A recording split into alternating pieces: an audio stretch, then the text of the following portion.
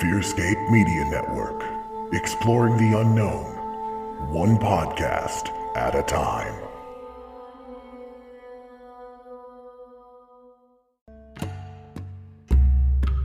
From Fearscape Media, Peer Beyond the Veil is coming back for a new season this March. We're talking government-sponsored mind control, walking on the edge with DMT, wild occultism and deep parapsychology, along with our signature blend of extraterrestrialism, supernaturalism, and cryptid chasing. Bringing you a brand new roster of fascinating guests, each with their own stories and theories on the wild and the wonderful. Peer beyond the veil. Find us wherever there's darkness. Ghosts in the Attics, Bodies in the Basements may contain graphic, violent, vulgar, or explicit content not suitable for all listeners. Listener discretion is advised.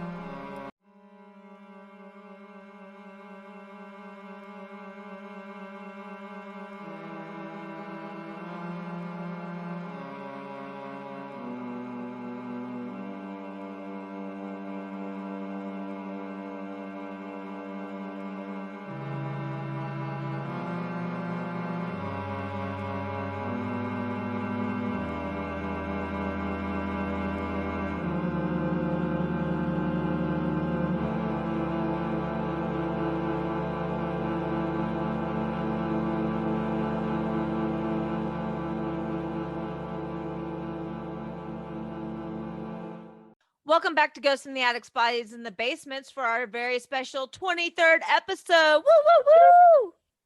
All right, I'm Anna. I'm Lindsey. Come on in. All right, so Thanksgiving is upon us. Well, Yes. I mean, but when you're listening to this, Thanksgiving will have been yesterday. But maybe you're doing some Black Friday shopping. Or maybe you don't live in the United States and none of this means anything to you. right, exactly. Like, oh, cool. And we only mentioned maybe you don't live in the United States because we have so many other people listening, not just where we're at. It's kind of wild. We have 17 countries, Wow. 39 states, and a grand total. I know this is going to sound really low to all of y'all, but for us, it's ginormous numbers. 1,300 total downloads. So that's really awesome. It really is. I was really excited when we had 5. I never thought we'd get past that. And I've been saying this since we got like our first out of the United States listener, or even out of the states that we live in or are from listeners. Who are you? How did you find us? I'm just so curious how you found us. Yeah, let us know. We have Facebook, Instagram. We have a Twitter. We're not great with it. I'm not good at Twitter. I will get the notifications if you talk to us on Twitter, and therefore I will go read it. So, we just want to say thank you for all the people that are supporting us, because we do this for fun, but the fact that anyone enjoys us enough to keep listening, it's just wow. Thank you. Especially people we don't know. When we look at our statistics and we see people in our hometowns, in places where we know we have good friends, it's like, oh, well, that's who that is. I know who that is. Then to see like other countries or other states, we have 39 states. I don't know people in 39 states. We have somebody in Hawaii. Oh, fun. So we're like outside of the continental United States. I know people who used to live there. I don't think I know anybody who currently lives there. Yeah, I mean, in my former life as a military wife, I knew plenty of people that came and went to and from Hawaii, but I don't currently know anyone that lives there. So, thank you. I don't know people who live in like any of the countries except for Canada. I guess England too. But all the other countries, I don't know people. I don't know anybody. I'm not that special. So we just want to tell you guys, thank you so much for listening. And if you like what you hear and you think we're kind of rad and, want to share it around, we would not be opposed to that. Oh yeah, we're hilarious. Mostly self-deprecating humor, but we're funny nonetheless. So if you like what you've heard from us, or if this is your first time, welcome. We hope you stick around. Check out what an episode to be on, because I'm about to sound so unhinged. Check out our back catalog if you've missed out. We released a bonus episode for book club. What? Just last week, and we talked about Little Darlings by Melanie Goulding. It's a great book. And if you haven't read it and you don't mind spoilers, half the episode is just us poorly explaining the plot of the book. And I personally found it pretty entertaining when I was editing. I find us entertaining all the time. Well, yes. I'm very conceited about how funny I am, and I just need everybody to understand that I'm funny. Yes, I need you to understand my dry, dark humor. And sarcastic. Yeah. Understand that I might go so sarcastic, people think I'm literally dumb. You know, right. If you've never been there, I can explain it to you. It's not fun. Yeah, it takes the fun out of it. Yeah, like Mitch Hedberg, I'm going to butcher this, but he's a comedian that has passed away. But he had a joke, and it went a little something like, you ever tell somebody something and you have to repeat yourself like a million times, and at the end of it, you're just like, the tree is far away. Because it's not that fucking important. And exactly. It at that point, it's like you've explained it so hard that it wasn't even worth it. Yeah, it wasn't even worth the time it took to explain this. Yeah, like I was just making a funny anecdote. Like, right. It's not important. And I tell my husband all the time, the tree is far away. And he's like, oh. Well, I didn't know that, but there have been plenty of times where I'm just like, oh my God, it wasn't even worth this. I was just trying to make a joke. I remember that I caught one of his old stand-ups on like reruns back whenever I lived at home, and I fell in love with his sense of humor. It was great. But if you like what you've listened to, make sure you've listened to all of our episodes. I mean, we've covered quite a bit of stuff. Like I said, this is our 23rd episode, so make sure to share, subscribe, and rate us on Apple and Stitcher and anybody else, Spotify, that will let you rate us. And can you rate on Spotify? I you can follow. I know you can follow, which is like subscribing. I use Stitcher. I have a fucking I use Google Podcasts.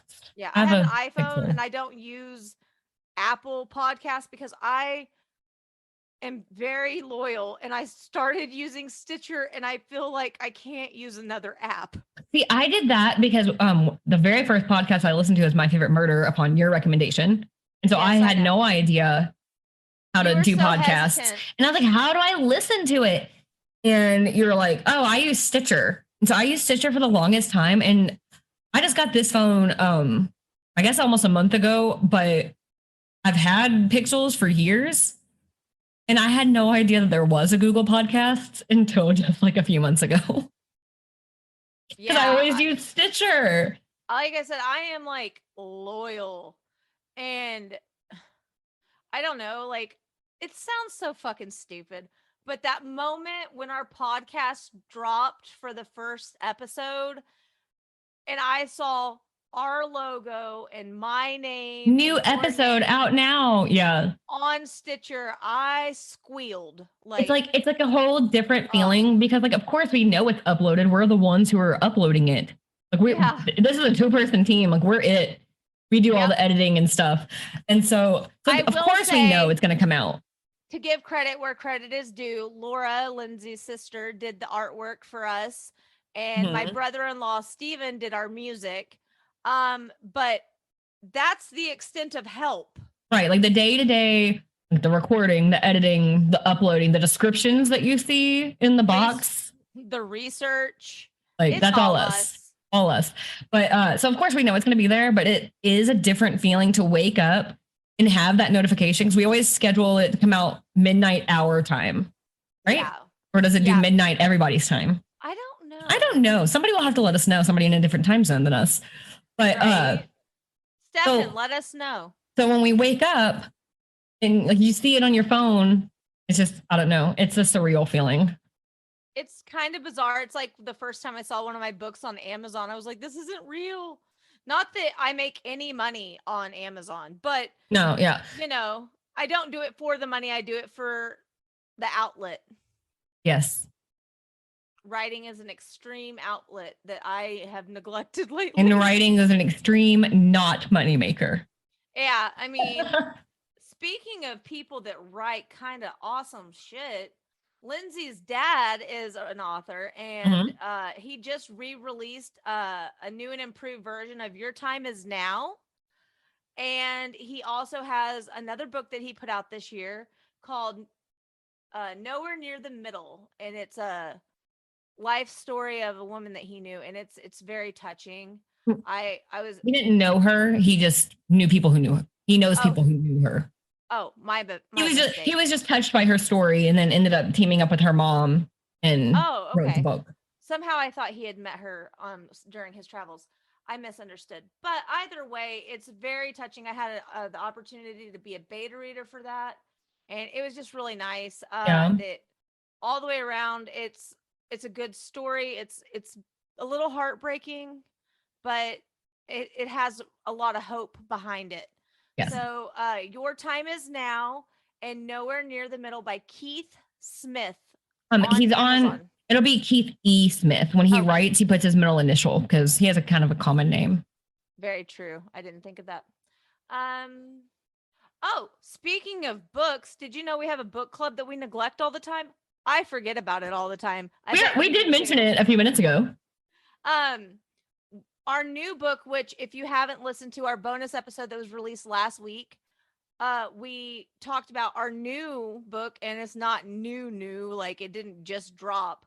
But Lindsey now has a copy. I have multiple copies, like paperback and ebook and Audible. Listen, I really love Gillian Flynn. So we're going to be covering Gone Girl.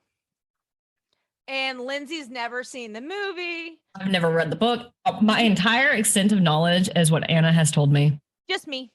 You see like references out in pop culture and social media and stuff, but I know very little about the plot. So my favorite is that meme of Ben Affleck smoking a cigarette, looking really distraught. It's fantastic. Looking just defeated with life because same. Yes. It's like his coffee was there, but he didn't have creamer. Something really fucked up his day. I always see it in reference to like parenting, and it's like when the kids do whatever, and it's like the picture of Ben Affleck's in there smoking, looking all defeated. But those memes just get me every time. Right. So I have this problem where I'm on TikTok too much, and lately, you guys, in case you didn't know, Lindsey likes Taylor Swift. And because my phone heard Lindsey say Taylor Swift, enough times, it has possessed my TikTok to be nothing but Taylor Swift videos. And the fun fact is her videos are nothing Taylor Swift related. I do get Taylor Swift content, but it's mostly people I follow. Yeah. But like the day that you were texting me, oh my gosh, every single video on my For You page is Taylor Swift. Mine was not.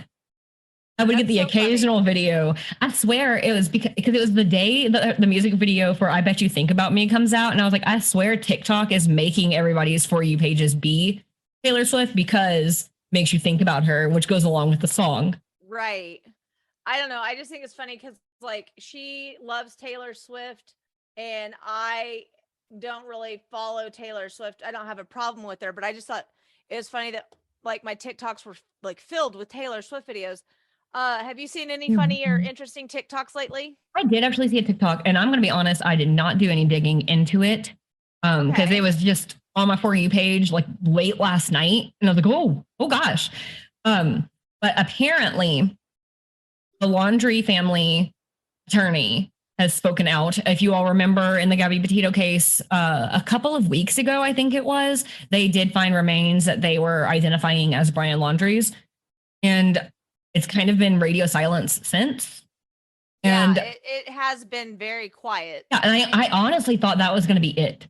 Like they were going to be like, okay, case closed and move on. But apparently the attorney did speak out and stated the cause of death was a gunshot to the head and by manner of suicide. So they don't believe somebody did it to him. That's horrible. And I did not do digging to know if there's any more to that statement. So did you see like a video of a news reel? No, it's this woman I follow. She has done a lot of coverage on it, and she did green screen, and it's there's a screenshot from Twitter from some big, I don't know who he is, but I saw him mentioned a lot in reference to this case. I guess he's a big like news reporter or journalist called like Brian Enton or something like that. And so it was from him. So he's, I suppose, a reliable source. Yeah. Let me see if I can find her TikTok handle. Don't take our word for it. Do your research, because she like just saw a video and mentioned it. She like she mentioned did not have the opportunity to dive in. But if all of that is factual, that's horrifying. Like for Gabby's family, they get no closure. Right. For his family, they get no closure. Unless they knew more, which is a running theory. Saddest thing. The lady I follow on TikTok. I don't want to know if they knew more. Right. The lady I follow on TikTok who's done a lot of coverage and just in general, I like her content as well, is at Stop It Paris. I think her name is Paris, so it's Stop It Paris. Now, we mentioned that the original air date of this episode happens to be Black Friday. Mm-hmm. So that being said, we're going to drop our promo code without you making you listen till the very end. I mean, it's still going to be at the end of the episode. And we will make a post with the promo code out in the open for everyone to see. So go get it while it's good, and make sure to, use that code, because you get 10% off all full priced items at Mainstream Boutique of Shawnee, Oklahoma. And they offer shipping. You can pay by PayPal. It's very convenient. The owner's fantastic. Her name's Kim. Let her know that we sent you, and she'll make sure you get your discount. But we will have that in our show notes. We will also have it posted everywhere for everyone to see. But the code word, you ready? GABB. That's it. It's that. Would have ever thunk it.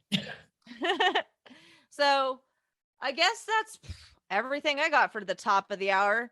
I don't have anything else. So we want to get into it? All right. Jump right in. I have been looking forward to this moment since before we ever started this podcast. And this is going to be special to absolutely nobody except for me, my sisters, and a select group of friends, because it's the 23rd episode. Like literally, when we first had the idea for the podcast, Anna came up with a huge list of possible topics for us. And true crime and paranormal per episode. It was kind of wild. Yeah. And I can't even remember how many there were. It was like, it had to have been 30, and we haven't even done even half of what's on that list. But I said, we have to cover this, and it has to be our 23rd episode. And that is the 23 Enigma. Ooh. So for me, it all started back at about 2007, 2008, whenever the number 23 film came out on DVD, because this was back before streaming services and whatnot. I was about to say, in theaters, it was 2007. I know, because that was mine and my then boyfriend, now husband of almost 15 years. That was our first date movie. We went and seen the number 23 in theaters. Yeah. Awesome. I told him straight up, I was like, I like to watch movies. He's like, yeah, that's why we're at the movies. Like, no. That means you're not going to like bother me. You're going to let me watch TV. And he didn't know I was deadpan serious until we got in the movie. Not like he was trying to be creepy, but like he leaned in to kiss me, and I was like, I'm watching TV. Right. And it's still like that to this day, guys, because TV, it holds a special place in my heart. I like to escape. Right. So whenever that was out on DVD, we watched it one weekend that we were at our dad's house. And if you've never seen the movie, I won't give spoilers, because I really feel like everybody should watch it without knowing what happens in the end, because it is a really great thriller. I would like to just point out that Jim Carrey is so talented as a comedic actor, but he played a very serious role. He did a phenomenal job. It was amazing. Yeah. And I didn't expect that. I know. I remember that was like his first real serious role when everyone was like, ugh, Jim. Was it not his first? I want to say Eternal Sunshine of the Spotless Mind was. Did that come out before the number 23? They may have come out really close together. Either way, it was one of his first big ones, at least. And because I remember everybody was really unsure. But so yeah, we watched that. And if you've never seen it, I'm just going to read Google's synopsis because, like I said, everybody needs to watch it without knowing what you're getting into. But it's a man discovers an obscure book about the number 23 that leads him on a descent into darkness. As he becomes more obsessed with its contents, he becomes more convinced that it is, in fact, based on his life. To his horror, he discovers grave consequences in store for the book's main character. Dun, dun. Dun. It's actually like not doing it any justice. It sounds kind of like it could be boring. It's really not. I watched clips of it. I had to look something up for this episode. So I watched like little clips of it this morning. And first of all, up until about a year or two ago, I hadn't seen it in several years. And I forgot how intense it is.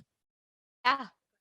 So a way to kind of describe it is, without going into too many details, is Jim Carrey's character finds a book at a bookstore while he's waiting for his wife to show up for like dinner or whatever they were doing.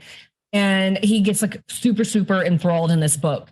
And like his wife's like, oh yeah, I read it. Like you can like, it's really interesting or whatever. And he's like, no, like, I think this is about me. Like I had a neighbor named that. I had a dog named that. Like, and she's like, well, when you get super into a book, it kind of just takes over your mind. I don't think it's anything more than that. Like tons of people had dogs like that or neighbors like that or whatever. And he just keeps basically just going into madness thinking about the number 23. But after we watched that movie, life was never the same. There? Okay. Yeah, my internet dropped. They're installing the fiber. You can leave this in. It's so annoying. We're having more technical difficulties via my phone company or electric company. My bad. My electric company is putting in fiber lines in my neighborhood. Internet company? Well, it's the electric company is putting in fiber lines. I don't know. It's fucking weird. I'm not going to argue with it. If they give me good internet, I'm great. So in this process, they have blocked my driveway. They blocked the entire entrance to my neighborhood. They busted up something and broke a pipe. My water was gone for half a day. My mail didn't get picked up that we had set to go out my gosh. For 2 days. And our trash didn't get picked up because they blocked everything. So, it's been real fun. And now my internet keeps up and down. It's stupid and I'm over it. Yeah, that's Sorry really for frustrating. The interruption. Yeah. Considering I work from home. Yeah. It's really interesting. Times Thankfully, two. I have work email on my phone. So right. If the line goes down, at least I have data. Right. So back to our regularly programmed episode. Sorry, guys. It kind of cut out when you said it, and I'm going to leave it because it just drives the point home. Right. But so yeah, after we watched the number 23, changed our lives. Lives were never the same. We dragged friends into it to where now they always see 23. So now we're like, our little group is called the 23 Crew. Aww. And we always reach out to each other with number 23 references, like song lyrics, which I have 2 examples. In the song Right Where You Left Me by Taylor Swift, she says, I'm still 23 of all ages. You were 30 or 31 when that song came out, Taylor. Why are you 23? And then in the song by Gemini Syndrome called Die With Me, they say you plus me equals 23. Weird. And the first time I heard that, I froze. I was like, they did not just say that. And I Googled the lyrics and everything. And why'd you say that? Why'd you say that? It's because 23 Enigma. Yeah. Turn things into 23, which there's a reason for that that'll come later or whatever, but you can find 23 in everything. So for example, my birthday is August 5th. That's 8-5. 8 is 2 to the 3rd power. That's 23. 5 is 2 plus 3. That's 23. So my birthday is 23 twice. Or, Dun, dun, dun. right? Or another one, my friend Blake was laughing at me when I turned this into 23. And I was like, I have to put this in here because I saw it this morning. I turned it into 23. That's where my brain is today. So right now, Taylor Swift's 10-minute version of All Too Well is number 1 on the Billboard Hot 100, breaking the record for the longest song to make it to number 1, clocking in at 10 minutes and 13 seconds. 10 plus 13 is 23. But he now has 26 songs on the countdown at once, which beats the record that was previously held by Kanye West. And he had, you guessed it, 23 songs on the countdown. So I had to throw that in there crazy. because 23 is everywhere. Also, Kanye West has 23 songs worth listening to. Oh my God, like literally that was one of the comments on that post that I saw. They're like, wait, he has 23 songs? I know of like Gold Digger and Gold Digger, Jesus Walks.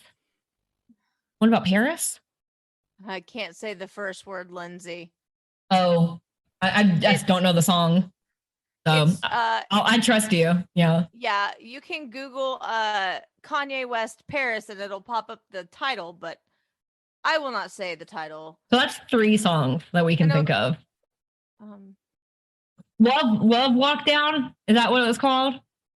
Boom, boom, boom, boom. That song? I have no idea what you're talking about. I swear. I listen to a lot of obscure shit, but not Kanye. Yeah, not a huge fan of Kanye, to be honest. Although, fun fact about Oklahoma, when he put himself on the ballot to be president when he ran, we were one of the states that picked him up. I mean, if that doesn't get you out to vote, guys, I don't know what will. It's so funny. Kanye for president. No, thank you. Oh, this is random. I have problems. I didn't take medicine today. Did you hear that Tiger King guy is trying to run for president whenever that's an option again? Joe Exotic is? Yeah, I thought he was in prison, but I didn't watch the new Tiger King documentary. I've only watched like a couple minutes of the first episode. I don't know what happened, but I seen that on when I was scrolling Facebook and I was like, this is probably trash. But in case it's not, you heard it here, guys. I did see like on the first couple of minutes because from what I saw so far of the second season, which like I said is like 10 minutes of the first episode. Yeah. Basically it's talking about the phenomena that came from Tiger King coming out last year. And Joe Exotic is like on the phone from prison. Like I've never seen an episode of it. Basically famous now. And like, I have no idea what was said about me. Like, but I don't really, but he's like, but don't like after you've lived it for so many years, like you don't really want to see it. I mean, yeah, I get that. But he does say that he shouldn't be in prison or whatever. Like he was set up by that guy who now owns, I can't remember his name, something Low. Yeah, I don't He know. and his wife get on my nerves when I'm watching. That's all I know. All I know is that Doc guy needs a whole TV show about him. That I'm is a so cult. curious about his cult. Yeah. I mean, alleged cult. Well, yeah, we're not trying to defame anybody, but that's how it comes across. It comes off very like, as they would say in My Favorite Murder, you're in a cult, call your dad. Mm-hmm. Literally, these are like young girls going there. To raise tigers with this dude like, and be his friend.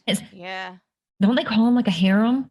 Oh, yeah, I know. I just didn't know if that was something I could say without getting sued. I thought that he had said that. I mean, probably. That Tiger King documentary, the first one, was wild. And I'm not going to lie, I haven't had a moment to think straight.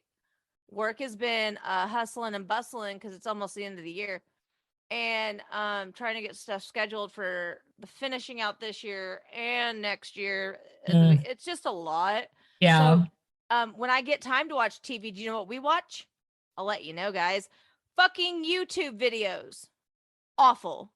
Although I did restart King of the Hill and I'm not mad about it. I love that show.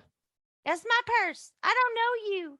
It's the fucking best show ever. I love it so much. Oh my gosh.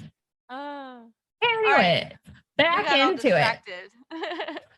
I also, so when I was doing my research for 23, I got curious with like numerology, because a lot of people put meaning behind numbers, right?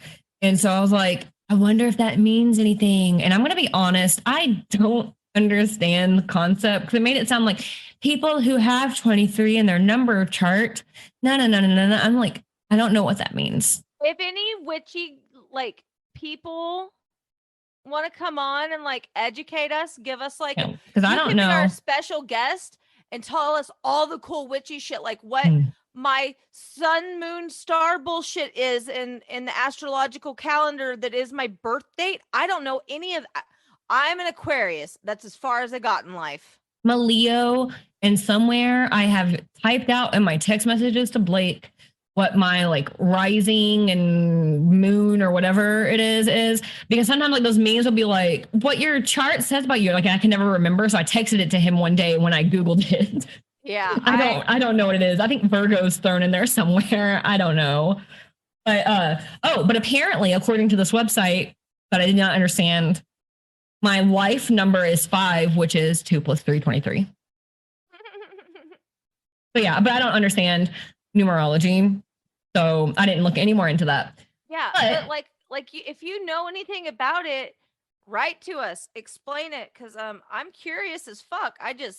Well, I do know it broke down how it gets your life number, and basically it took my birthday and added all the digits together.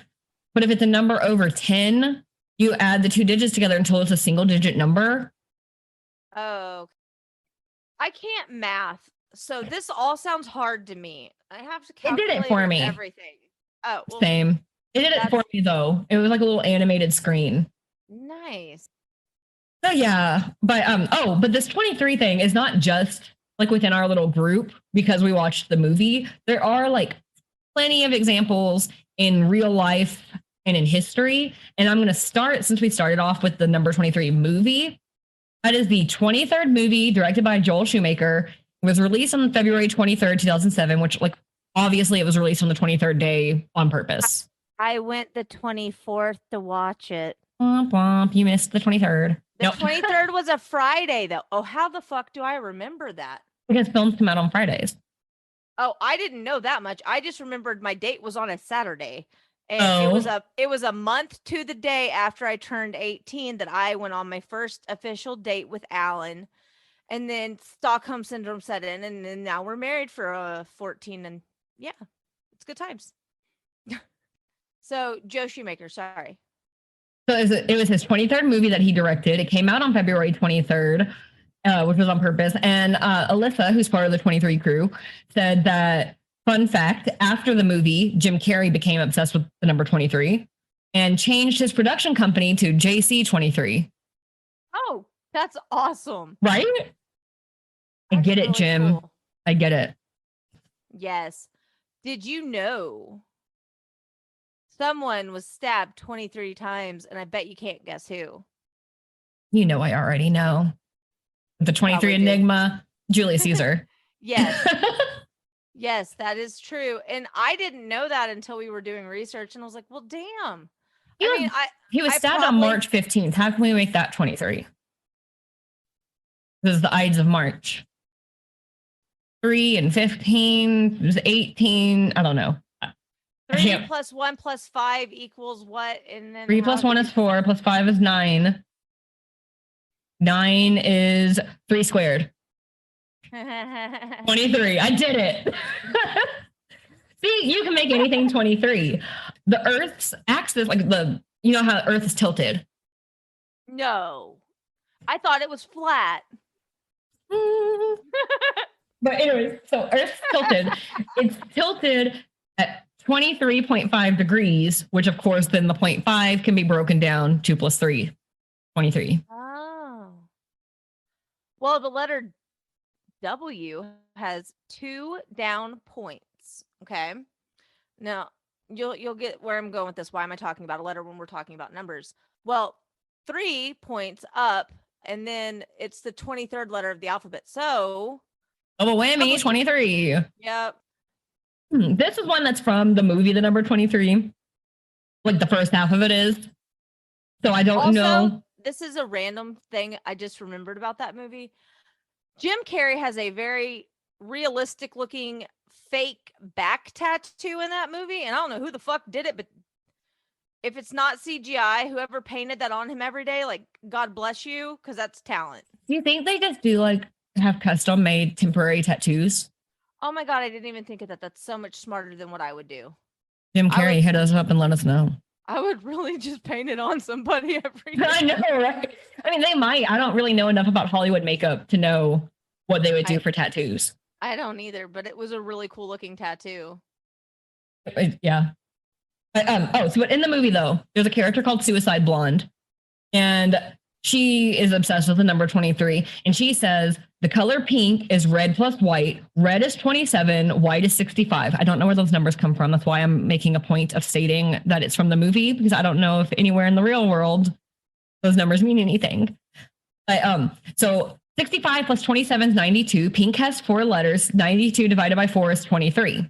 So that's the part from the movie. But did you know that National Pink Day is June 23rd, which June is the 6th month, 2 times 3. That's funny. It's just everywhere. And it's kind of deeper. Like, it's kind of bizarre because it's like in shit you wouldn't think about, like the letter W. Or this one. Did you know that the Titanic sank the morning, I mean, you probably know this, of April 15th, 1912? Well, if you break that all the way down, the 4th month, and then 15 broke down would be 1 plus 5. So 4 plus 1 plus 5. And then 1, 9, 1, 2, 23. Of course, it's everywhere. Did you know that Kurt Cobain was born in 1967? 1 plus 9 plus 6 plus 11, 23. Yes, because I was obsessed with Kurt Cobain. Not like I liked Nirvana. Like I was obsessed and read like blogs constantly while my friend at the time made out with their boyfriend in the other room, and I didn't want to watch that, so I just sat on her dad's computer. It was weird. And I think we've talked about the time I was supposed to go see Kurt Cobain's house in Seattle. Yes. And I ended up underground in Seattle. my brother actually went to Seattle, and he was like, what do you want from Seattle? I was like, anything Kurt Cobain. And so I have a like t-shirt that's a Nirvana shirt, which seems so dumb, but it's from Washington, so it means more. Right. Yeah. I get that. Did you know another fun fact about Kurt Cobain is, well, it's not really fun, it's actually sad, but interesting fact. I say fun instead of the right word a lot. An interesting fact, he died in 1994. If you break that down, 23. Of course. Knights Templar had 23 Grandmasters, which the Knights Templar is mentioned a lot in the number 23, isn't it? It's like that. I can't really remember what they are in reality. I meant to watch this movie last night and then listen, I didn't. Well, I haven't watched it all the way through in like a year or so. I need to. I'm gonna steal the TV from. Just a warning. Just a warning, because I had completely forgotten because it had been so long since I watched it. You can't watch it around Landon. Oh, the nakedness? Yeah. I had forgotten about that stuff. And of course, there's a character called Suicide Blonde, and she's called that for a reason. Yeah. Like, stuff like that. There's a fun little tidbit. Speaking of shit you forget is in movies, family members came over, we were hanging out, and my brother-in-law goes, I've never seen Deadpool. I was like, which one? Like any of them? So we started with the first one. You know, there's a calendar scene that I forgot all about. I haven't seen Deadpool in so long, so I don't even have any recollection of what you're talking about. Well, they have sex for every month of the year, and it's all different weirdness, and it's awesome, except when there's children present.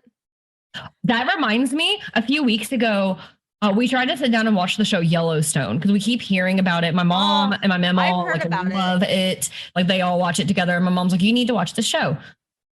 So we sit down and we watch it. And at the time, there were no kids in the room. We didn't know that anything was coming anyways. Right. But unexpectedly, suddenly stuff's happening in this first episode. That's when both the older kids walk in. You know, the older kids who are gonna like actually be aware that something's happening on the screen, and we are like trying to turn it off, and it wouldn't turn off. Oh yeah, wouldn't turn off. When you want the remote to work, it never does. And there were sounds, and my 10-year-old goes, "What happened?" I was like, "They got in a fight." That's awesome.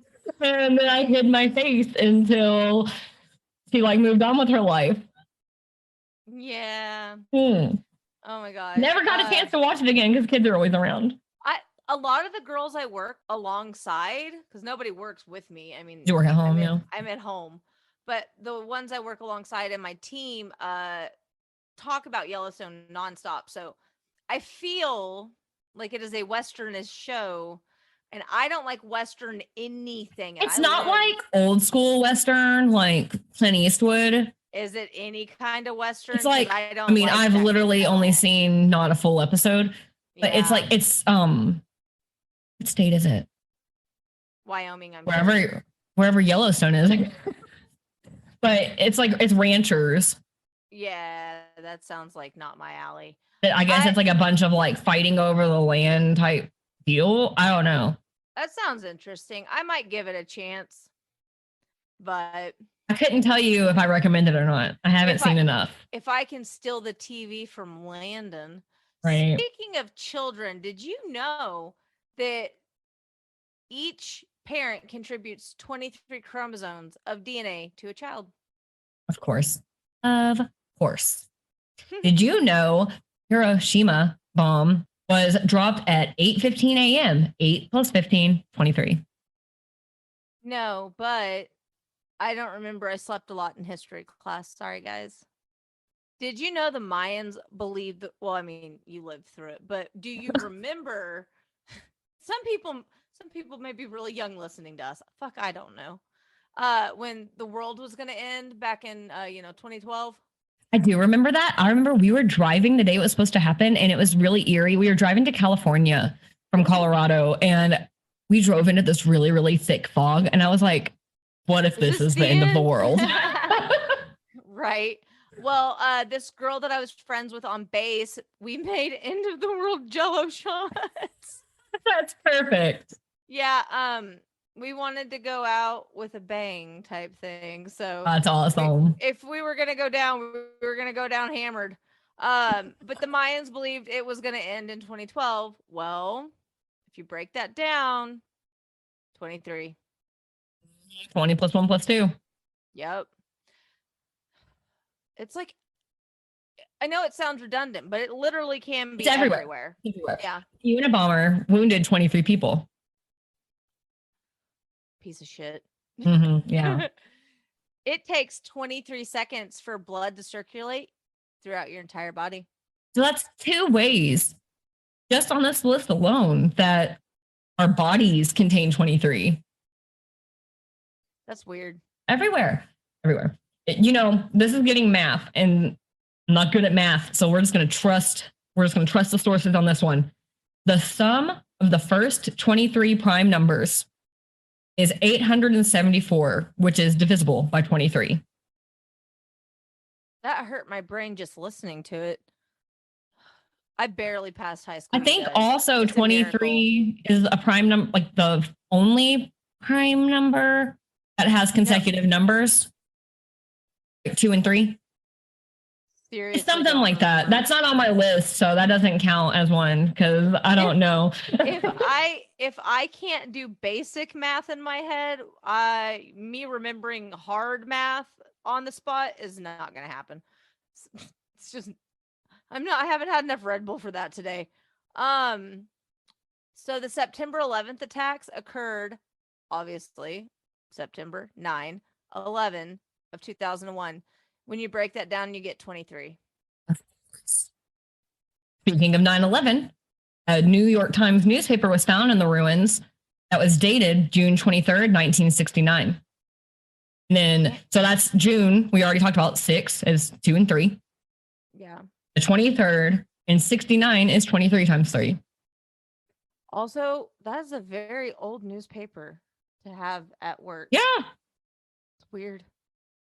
The very first message ever sent by telegraph was a quotation from the book of Numbers, chapter 23, verse 23. Of course. So you see, 23 is everywhere. And if you weren't aware, the official examples we gave so far, there are 23 of them, which of course I did on purpose when I sat here and counted every single one. So that one was on purpose, but 23 everywhere. But this leads to the question, is the 23 Enigma a thing, or is it the frequency illusion and confirmation bias where you see everything everywhere because you are aware of it? Like when you buy a red car and suddenly red cars are everywhere. Or is it you turn everything into it? Yeah. Like I don't see a lot of the car that I drive. But there's at least one in my town that is exact same color, everything. So yeah, it's super fun because we parked very similar in the Walmart parking lot one day and I tried to get in the wrong car. That was embarrassing as hell. But yeah, I don't know. But there are other things that may prove that it's everywhere. It's not just you. The 23 Enigma is cited as being originally mentioned by William S. Burroughs when Robert Anton Wilson said in an article, I first heard of the 23 Enigma from William S. Burroughs, author of Naked Lunch, Nova Express, etc. According to Burroughs, he had known a certain Captain Clark around 1960 in Tangler, who once bragged that he had been sailing 23 years without an accident. That very day, Clark's ship had an accident and killed him and everyone else aboard. God. Further, what? Wouldn't it be aboard? Like aboard the ship? What it says. That's what you said. I thought you said abroad. Oh, no, I said, oh my God. Oh! I was like, wouldn't it? You can leave all this in, but like, I thought you said aboard and abroad. And I was like, what? No, I did not. I wasn't correcting you. I was commenting. It just was really quiet, so I didn't hear what you said. I was like, wait, what? So yeah, they were aboard the ship and died. And they passed away. Furthermore, while Burroughs was thinking about this crude example of the irony the gods had that evening, a bulletin on the radio announced that a crash of an airliner in Florida, in the U.S., the pilot was another Captain Clark, and the flight was Flight 23. Of course. Burroughs wrote a short story in 1967 called 23 Skidoo. That sounds like some shit I would just go around the house singing, honestly. I say skidoo a lot, actually. It's kind of embarrassing. Don't be my friend. It's weird. Ask Lindsay. Never once heard you say skidoo. I'd say it all the time. Like, I'm gonna go skidoo to the store. Like, I say it all the time. I've never heard you say skidoo. You could ask Alan. He thinks it's quite annoying. Landon told me I talk weird. I was like, yeah, I know. I'm very aware. We can do. That's where it came from. Listen, I sing blues do. I sing you are songs. That's fucked up. In our off time, we like to make song parodies that we don't share with anyone. Can't share with anyone. Well, because we always lose them. Justice for the lost version of Part of Your World. That was the best drunken singing I've ever done, and I lost it. We had a music video playing. We wrote a parody years ago, listeners, to Part of Your World from The Little Mermaid, and it was fantastic. It was about parenthood, and we lost it. We lost it. That was actually what we were talking about that time that your text messages started going to Gillian's phone, and Gillian lied about her age because that was some creeper. That's hilarious. Yeah, that night was hilarious. Oh, man. Okay, so the skidoo. Yes. 23 skidoo was popularized. I can't say the fucking word. It got popular in the early 20s and 1920s, because we're in the 20s. Oh, yeah. Oh. I feel old. I don't like that. I felt 1920s. We'll about it later. I was gonna say I'm older than you. No, but yeah, so the 1920s, guys, and means it's time to get while the getting's good. I didn't know that's where that came. What the fuck? I didn't know that's where that came from. Well, that just blew my mind. So instead of saying like you got to get while the getting's good, you just said 23 skidoo. Yes. Why did we not just leave it at 23 skidoo and we had to like stretch it out and explain ourselves? For that to come back. Next time I feel like something's about to go to shit, I'm like 23 skidoo. Let's go. Skidoo, motherfucker. I got problems, guys. I need Red Bull in my life. I've had so much coffee today. Or maybe my ADD medicine that I totally forgot to take. Whoops. So if you go on the Wikipedia page on 23 Enigmas, it states the 23 Enigma can be seen in Robert Anton Wilson and Robert Shea's book, the Illuminatus. What is that word? Illuminatus, I think. Okay, Illuminatus trilogy. Therein called the 2317 phenomenon. Wilson's Cosmic Trigger, the final secret of the Illuminati. Ooh. Therein called the Law of Fives or the 23 Enigma. Author Kozer contribution. I can't talk today. Sorry, guys. To the Challenge of Chance, a mass experiment in telepathy and the unexpected outcome, 1973, and Sophia Discordia. Okay, cool. Which claims that all things happen in fives or are divisible by or multiples of fives or somehow directly or indirectly appropriate to five, which of course, as we know, as said several times, 2 + 3 is 5. Like she said, in these works, 23 is considered lucky, unlucky, sinister, strange, sacred to the goddess Eris, or sacred to the unholy gods. Cthulhu? Yeah, I'm gonna let you take that one. That sounded close to me. I have no idea if I'm ever saying that word correctly, but you know, we have show notes for a reason because we can't pronounce words. Sorry, guys. I need new glasses, but that's like a whole other tangent.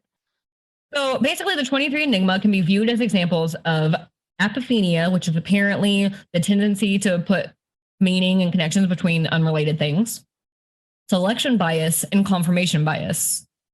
And in interviews that Wilson Gabby mentioned earlier, acknowledged the self-fulfilling nature of the 23 Enigma, implying that the real value of the law of fives and the 23 Enigma in their demonstration of the mind's ability to perceive truth in nearly anything, aka we do it to ourselves. Like how I had to sit there and try to come up with a way to make March 15th 23, or I mean my birthday is 23, or all those things. You're doing it yourself. And he says, quoted from Wikipedia, when you start looking for something, you tend to find it. This wouldn't be like Simon Newcomb, the great astronomer who wrote mathematical proof that heavier than air flight was impossible and published it a day before the Wright brothers took off. I'm talking about people who found a pattern in nature and wrote several scientific articles and got it accepted by a large part of the scientific community before it was generally agreed upon that there was no such pattern. It was all just selective perception. That's wild. Once you notice it, kind of like your car, etc. Once you see a pattern, your brain puzzles it out every chance it gets. Exactly. Yes. So essentially, you're just driving yourself fucking crazy. Mm-hmm. Or 23 is everywhere. It is everywhere. So, I mean, so is the 23 Enigma real, or is it selection bias, confirmation bias, whatever? Absolutely yes to both, in my opinion, because you're going to see 23 everywhere, whether it's on purpose or not. In that sense, it makes it real, if that makes sense. It might not be real in the sense of like it has some mystical meaning, but it's real in the fact that you see 23 everywhere. It's not real in the fact that like they're subliminally like fucking with you It just Right. happens to be coincidentally everywhere. Right. So yeah, it's not going to stop me from seeing 23. It's real to me. What's the other one? I feel, and this is off topic to an extent. What's the other number that people swear they see everywhere that's not 23? There's another one, but I can't remember what it is. 1111? Maybe that, yeah. I mean, there is the whole concept of angel numbers, which is a number that you personally see over and over that people believe has a significant meaning. Oh, we can cover that in another episode. Yeah, we could, probably. That sounds really interesting. Oh, you had mentioned, I don't remember how the train of thought went, but it reminded me of another example that was in the movie that I saw when I was watching it earlier, or watching clips from it earlier, I should say. And he had said, I'm trying to find out. Okay, here we go. 2 divided by 3 is 0.666. 666 is, of course, the devil's number. So it's 23 evil. And it was like it says, it's lucky, it's unlucky, it's holy, it's unholy. Like, yeah. It's kind of like the number 13. It's my other how favorite you number, perceive it. Yes, we already how know. you perceive it. Mhm. It's only lucky to few. Mostly everyone believes it's an unlucky number. I personally don't have a problem with it. I think it's a good day. Yeah. I mean, I talked all about that on the Friday the 13th episode. Like, yeah. Number 13 is my all-time favorite number and very closely followed by 23. I don't know why, but when I was little, I picked the number 8 for some dumbass reason to be my favorite number. Oh, 8 is 2 to the third power, 23. I liked that it was infinite. It looks it's the infinity symbol. Like the infinity symbol. I liked that it was like intertwined circles that never ended. Yeah. I thought that was cool. I had no idea what an infinity symbol was when I was like 5. But I don't particularly have any favorite numbers. Unless it's a check with a lot of zeros after a big one. That would be cool. You want to know why? I can't remember what originally made me like 13 the most. I can tell you why I hated 14. That's because at the age of 14, it was teenage angst. Yep. And so it's like, my life is so horrible. My life was not horrible. Let me just put that out there. Like when it comes to like the big scheme of life, like trauma, like that kind of shit, 14 was not horrible. It was just teenage angst. But because of that, I was like, 14 is my unlucky number. But I don't know what caused me to think 13 was my lucky number. Because you were officially like a real teenager. Maybe, but I stand by 13 is my favorite number. It always has been. And that's like so fucked up because I can't pick a favorite of anything. Okay. Like I have people. I have a collective favorite people. I can't pick just one. That's not nice. I can't do it. My brain won't let me. Like when it comes time for present shopping and my kids always ask me like, oh mom, what's your favorite color? It's like, okay, look. Like I remember years ago, I said my favorite color is purple.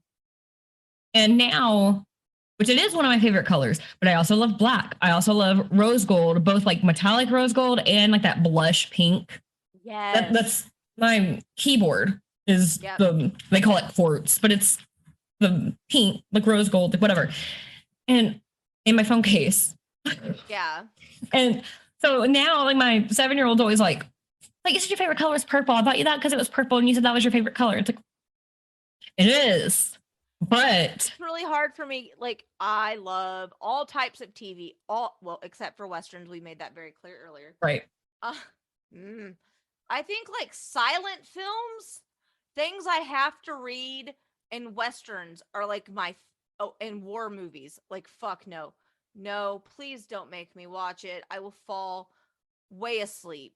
I need funny You also don't like historical or fantasy type stuff, which is where our biggest disagreement right there is Lord of the Rings.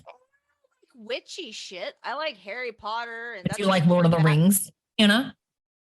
Okay, well, I can't get through the slowest movie ever fucking made. Not the slowest. Are you sure? This is what will end our friendship if it ever ends. I'm just joking. It's not going to ever end our friendship because that's something I accepted years and years ago that she will never understand my love of Lord of the Rings. It would be Lord of the Rings, Parks and Rec, and fucking The Office. Why did y'all break up? Because we don't like the same fucking shows, okay? Like, I don't know. I mean, after all these years of friendship and everything that we've been through together, I feel like if that's the only thing that we really just cannot come to terms with, we're doing great. Right? Like, we have the same, for the most part, outlook on life, morals, values, expectations, boundaries, things of that nature. We just have slightly skewed senses of humor to like a smidgen. It's not much. And I like weird shit like the Mighty Boosh, and where Lindsay, her eyes gloss over a little bit. Like, it's not her favorite. I forced her to watch all of my favorite episodes, and she didn't really care for them. I mean, I like Old Greg. Old Greg was great, but there's also the Tundra episode, and you're like, ice cold, nowhere. Okay, I can't sing on this episode, but the point is, it's epic. I fucking love that show. Now I'm gonna watch it when we get off of this. Oh, this is so random, but what part of this episode isn't? The glory of 23. It brings us all together in our randomness and unhingedness. But no, anyways, earlier I was like, I feel old. It's because I forgot to mention at the beginning, I threw my back out for the first time ever last week. And guess how, guys? Guess. No. I woke up perfectly fine. I sat in the floor to put the 3-year-old shoes on. And when I first sat, I got like a little twinge of pain. And I was like, oh, I just need to reposition. And it spread. Oh, no. I was like on all fours, could not stand up. And I was like, you have to go get Dad.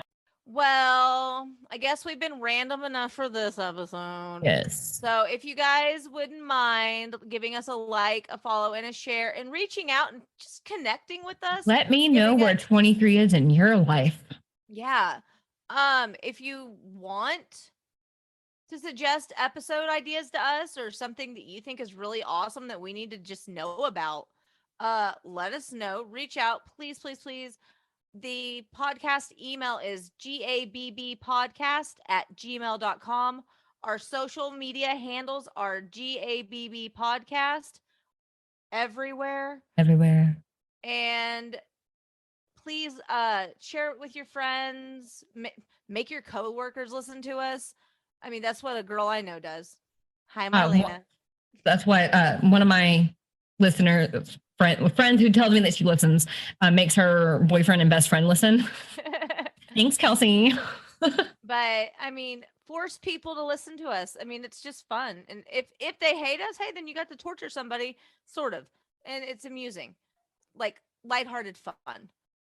I digress. So that wraps up this episode, you guys. Thanks so much for coming in for our 23rd episode. We hope you come back for the 24th and more and beyond. We have a lot of planning to do, but very soon, somehow, our 1-year anniversary episode will be out. So we'll keep little teasers coming your way about what we may be covering. Because we are going to make it big. Yes. Because that's who we are as people. We're ridiculous. We love to celebrate. All right, guys. Well, until next time, stay spooky, listeners. Bye. Bye.